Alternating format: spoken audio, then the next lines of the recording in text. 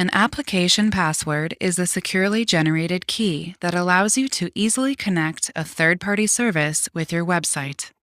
You cannot use an application password to log into a WordPress website, which is why application passwords are more secure.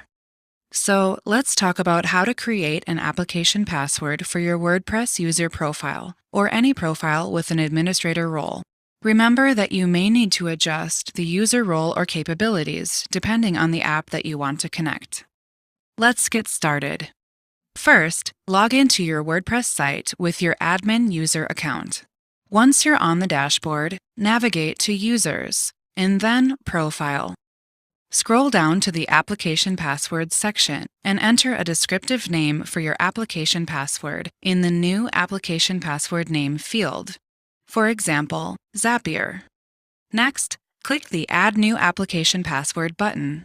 Be sure to immediately copy and paste your application password somewhere secure because once you exit this screen, you won't be able to access it again.